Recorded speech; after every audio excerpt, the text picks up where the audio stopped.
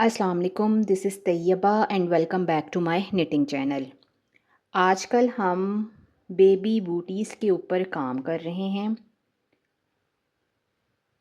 Previous videos में हम booties का सोल बनाना और इनस्टेप बनाना सीख चुके हैं और मुझे उम्मीद है कि आपको अपनी बूटीज़ को रीसाइज़ करना भी आ गया होगा। ये बूटीज़ मैंने बनाई हैं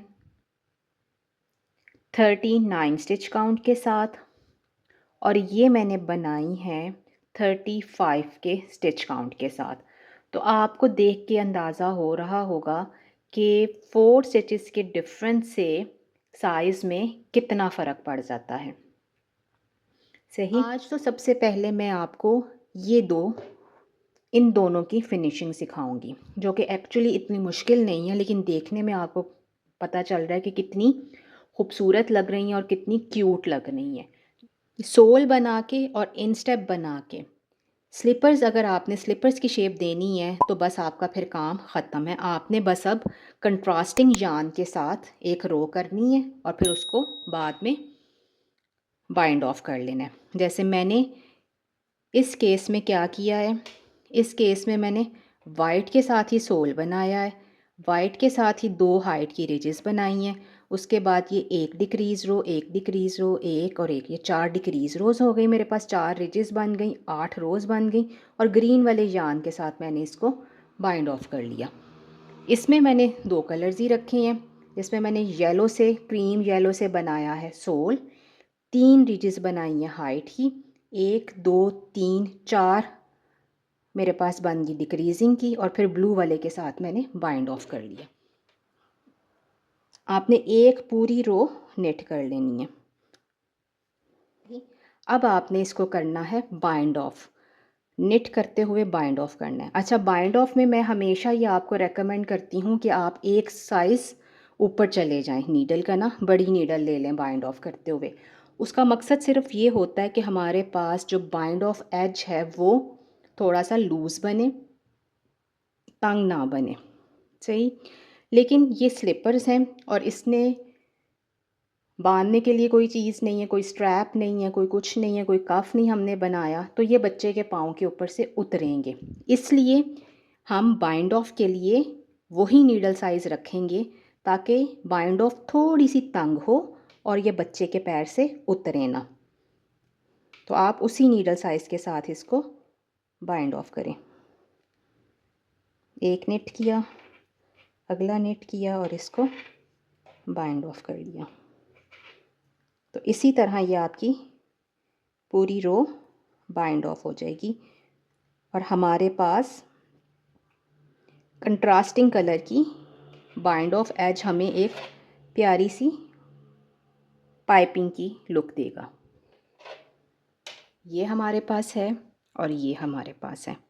अब हम इसका साइज़ का डिफरेंस चेक कर लेते हैं। दोनों सेम है, यार्न का वेट सेम है, नीडल साइज़ सेम है, सिर्फ स्टिच काउंट 4 ज़्यादा है।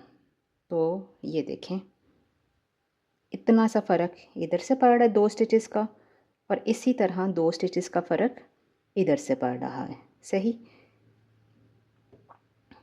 अच्छा, अगर आप इसी स्टिच काउंट के साथ 3.5 mm की बजाय 3.75 mm की नीडल्स पे चले जाएंगे तब भी आपके पास इतना ही फ़र्क पड़ेगा।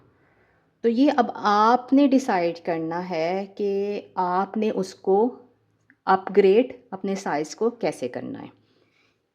अब जो असल चीज़ आ जाती है इस टाइम के ऊपर इन स्लीपर्स के लिए, वो है कि आपने ये जो नीचे की सीम है इसको किस तरह से करना है, सीम किस तरह से करना है इसको, ताकि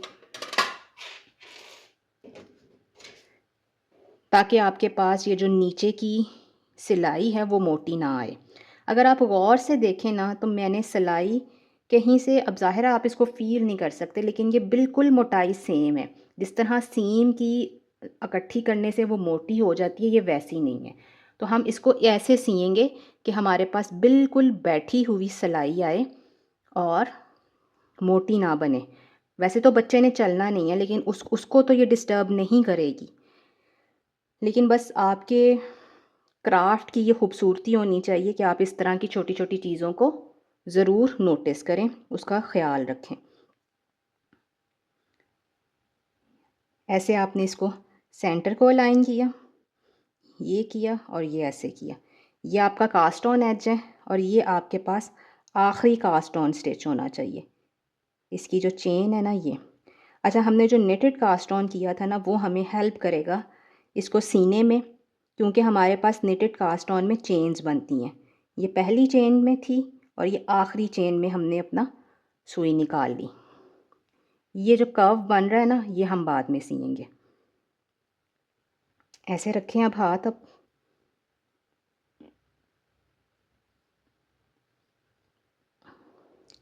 इस चेन से हमने सुई निकाली है ना, इधर से हम ऐसे लेके आए हैं, ये हमारे पास धागा है।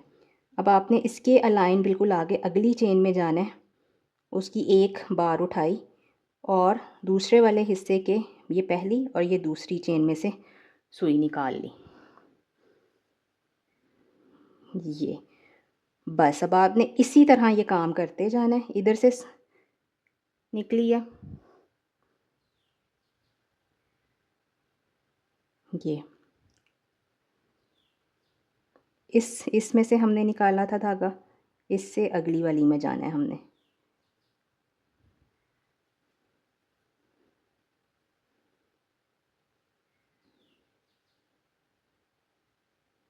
ये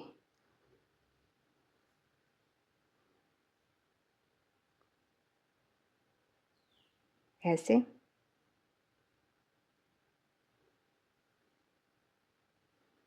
मैं थोड़ा सा ना आपको लूज़ रख के दिखाती हूँ ताकि आपको अंदाज़ा हो कि ये किस तरह से हम कर रहे हैं। इस तरह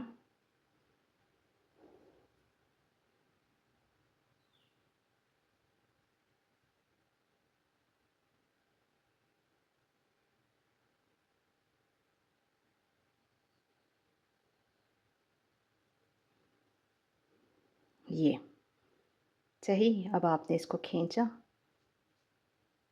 तो ये हमारे पास चेन्स इकट्ठी जुड़ती जाएंगी, तो ये बिल्कुल फ्लैट सीम होगा। अंदर की तरफ एक रिज बनेगी, गार्टर की ही होगी वो। तो इसी तरह आपने ये नीचे वाली सिलाई को सीना है। अच्छा हम ये सिलाई अवॉइड भी कर सकते हैं, लेकिन ज़ाहिर है वो थोड़ा सा एडवांस लेवल हो जाता है, वो भी मैं आपको इंशाल्लाह सिखाऊंगी कि आपने ये नीचे की सिलाई को अवॉइड कैसे करना। बनेगा फ्लैट पर ही, लेकिन नीचे सिलाई कोई नहीं आएगी उसमें।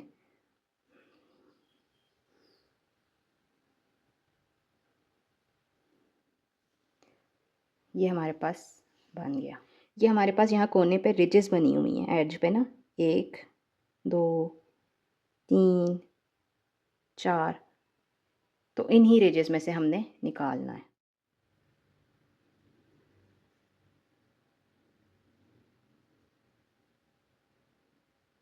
ये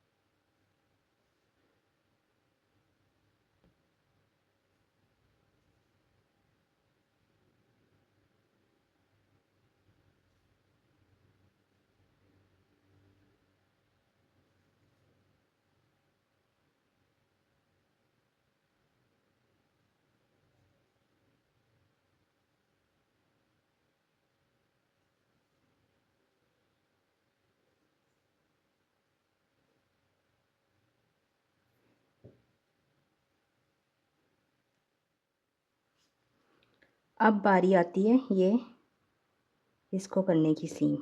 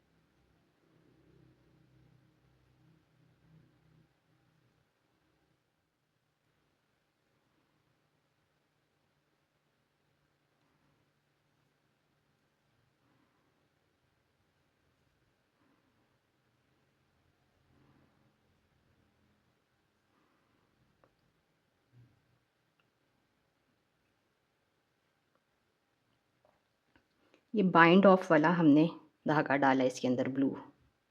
अब हमने ये जो गैप है ना इसको फिल करना है। ये देखें, ये आखिरी कास्ट ऑफ की चेन है और ये पहली कास्ट ऑफ की चेन है। सही, तो इसको हमने इधर से निकाला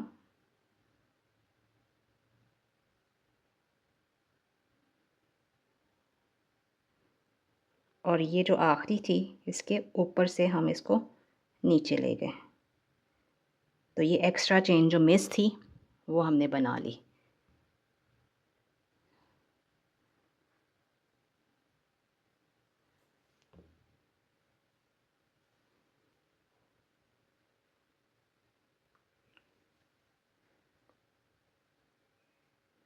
अब आप इसको अंदर ले जाएं।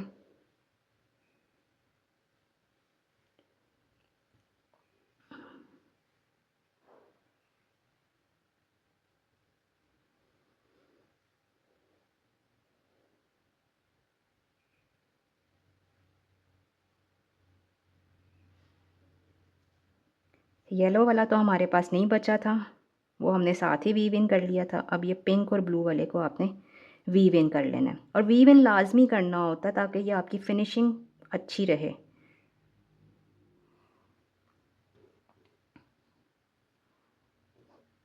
ये देखें, ये अब हमारे पास हो गई है कंप्लीट।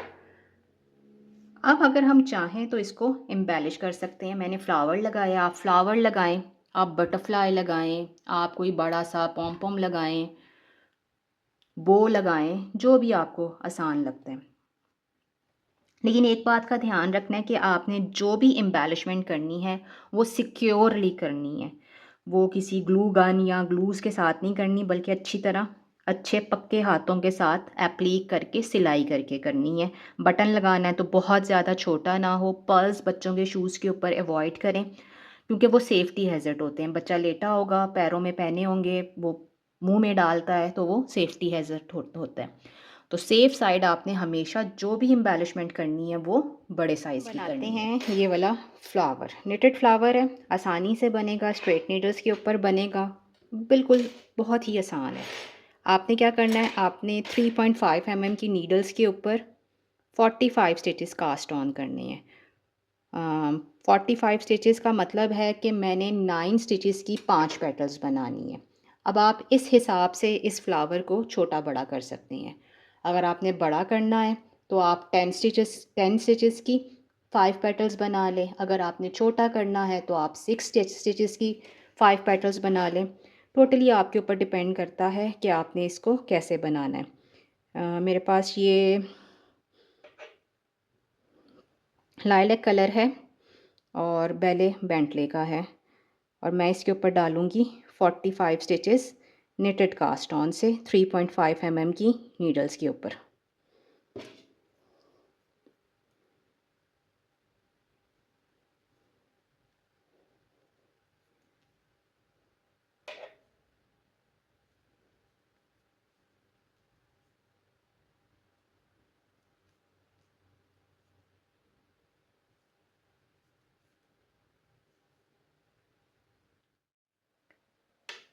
ये मैंने 45 स्टिचेस कास्ट ऑन किए हैं। आपके पास मल्टीपल ऑफ 5 होने चाहिए। 45 ले लें, 50 ले लें, 55 ले लें। जितने ज़्यादा होते जाएंगे स्टिचेस उतना बड़ा फ्लावर बनेगा, जितने कम करते जाएंगे उतना छोटा फ्लावर बनेगा। तो हमारी बूटीज़ के हिसाब से 45 स्टिचेस एनफ हैं। अब आपने क्या करना है, आपने 4 रोज़ स्टॉकिंग नेट स्टिच में बनानी है। जब मैं कहती हूँ कि आपने 4 रोज़ स्टॉकिंग नेट स्टिच में बनानी है तो उसका मतलब ये होता है कि आपने अपने काम की सीधी तरफ सीधी बुनाई करनी है और अपने काम की उल्टी तरफ उल्टी बुनाई करनी है।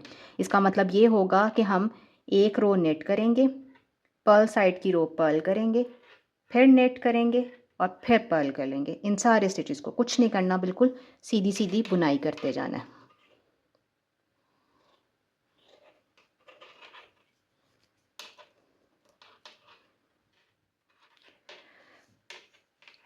ये मैंने 4 रोज स्टॉकिंग नेट स्टिच में कर ली हैं।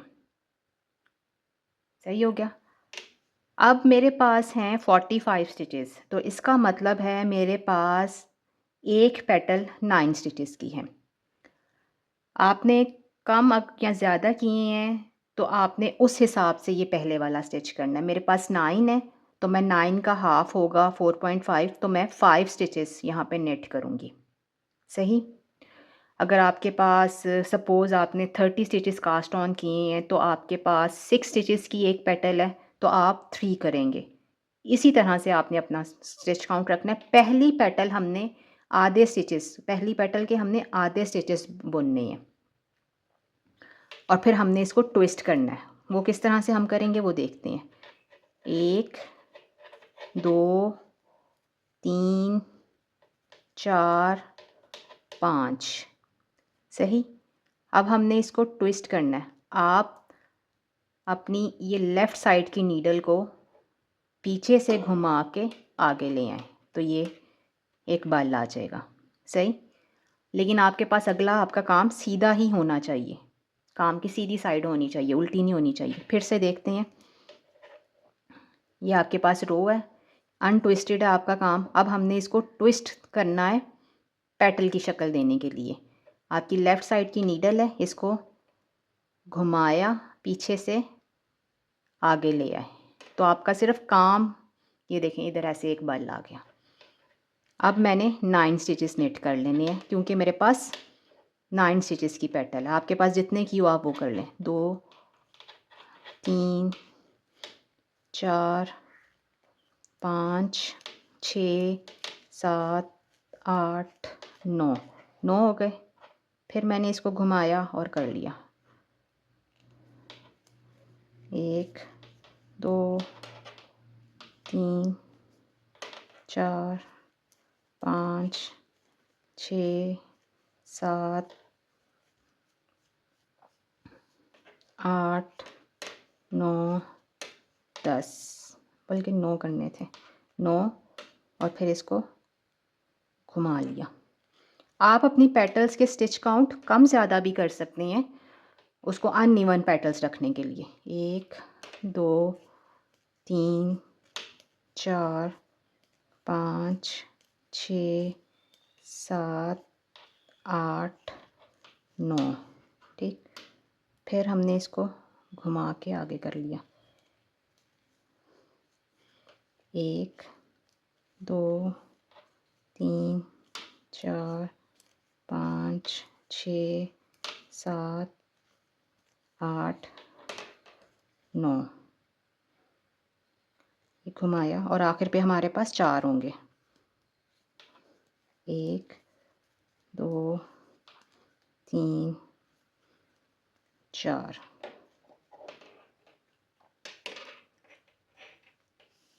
इसके बाद अगर आप चाहें तो अपने काम को इसमें अपने कलर दूसरा ऐड कर सकते हैं। मैंने एक ही कलर में बनाया, आप चाहें तो इस पॉइंट के ऊपर अपना कलर चेंज करके फ्लावर का सेंटर का हिस्सा आप डिफरेंट कलर का बना सकते हैं।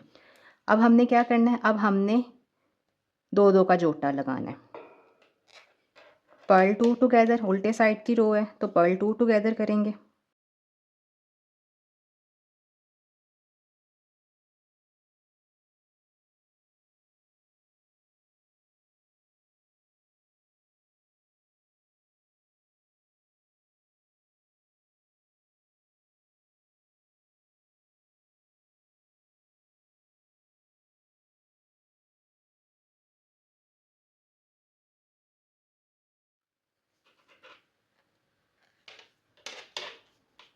और आखिर पे हमारे पास एक स्टिच बचा, उसको हमने पर्ल कर लिया। अब हमारे पास हैं 23 स्टिचेस। अब हमने सारे स्टिचेस करने हैं फिर से डिक्रीज निट 2 टुगेदर से। 1, ये 12 स्टिचेस बचे। अब इनको फिर हमने हर स्टिच को 2-2 स्टिचेस को पर्ल 2 टुगेदर कर लेना और हमारे पास एंड पे 6 स्टिचेस बचेंगे।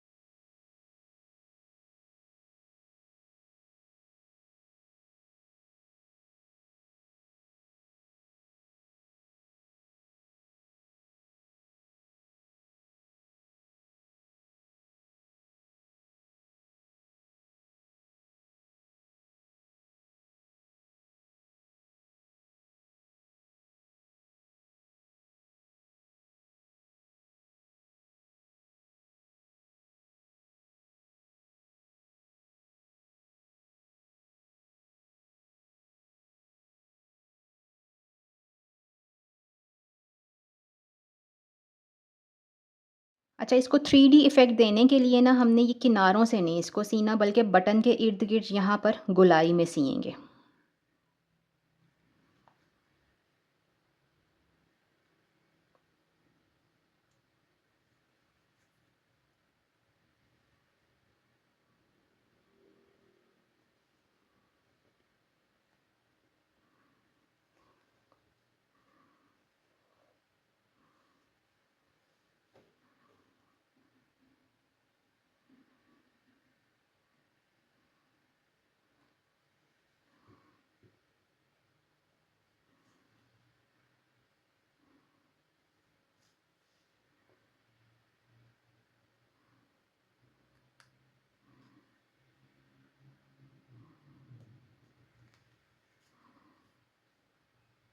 और थोड़ा-सा ना खींच के सिएंगे ताकि सीते हुए इसके अंदर चुनट भी आती जाए।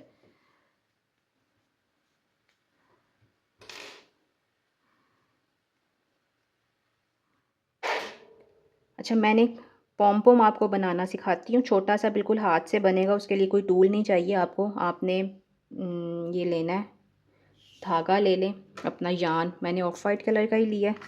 और कितना है ये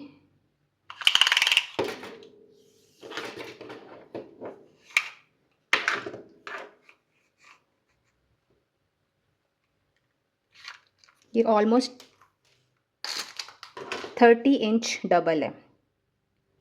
सही, डबल किया इसको, फिर 4 फोल्ड्स किए, 8 फोल्ड्स हो गए, 16, और फिर ये ऐसे। इतना छोटा हमने पॉम-पॉम बनाना है। इस टाइम हमारे पास ये क्या है, इसका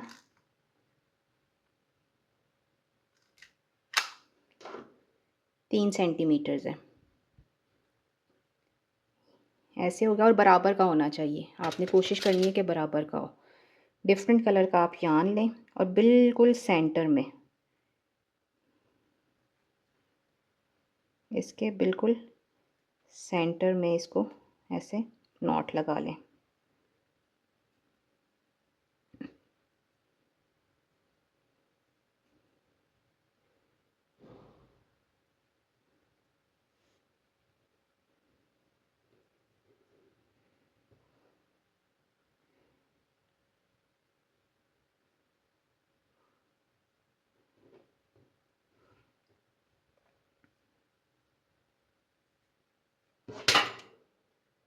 सही हो गया।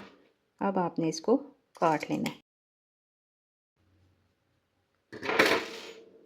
देखिए, ये बराबर का बन गया। अब इसी यान के साथ हम इसको अपने बूटीज़ पे अटैच कर लेंगे। अब ये बिल्कुल यहाँ पे, और ये देखें यहाँ पे सीते हुए कलर्स भी बिल्कुल अलाइन रखे गए हैं, उनका भी ध्यान रखा गया कि वो भी अलाइन रहें। ये छोटी छोटी सी चीज़ें होती हैं जो आपके काम को बिल्कुल प्रोफेशनल लुक देती हैं, नफीस बनाती हैं उसको। एक इधर से निकाला और एक कुछ फासले पे इधर से निकाला।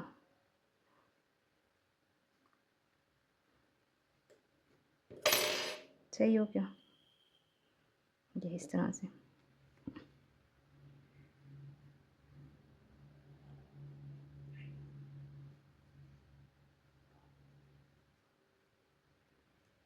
इसको भी वीव इन कर लें।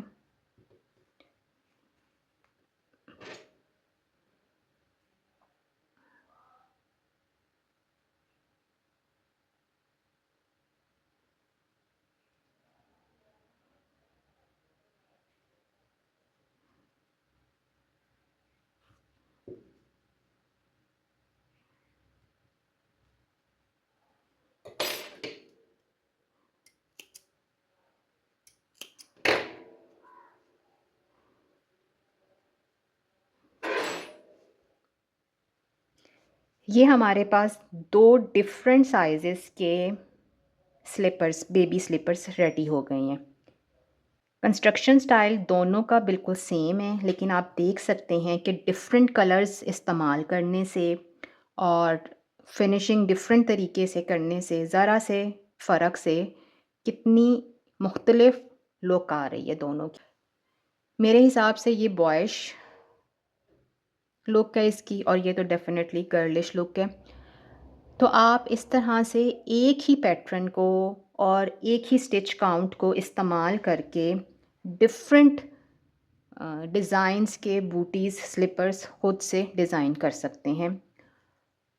मुझे उम्मीद है कि ये जो सीरीज़ चल रही है ये आपके लिए फ़ायदेमंद साबित होगी, और इस सीरीज़ के एंड तक हम इंशाल्लाह बहुत डिफरेंट तरीक़ों के बेबी बूटीज़ स्लीपर्स बनाने सीख जाएंगे। आज तो हमने ये स्लीपर्स के स्टाइल की फ़िनिशिंग की है। आइंदा आने वाली वीडियो में मैं इंशाल्लाह आपको ये स्ट्रैप्स बनाने सिखाऊंगी कि हमने अपने इसी पैटर्न के साथ स्ट्रैप्स कैसे ऐड करना है।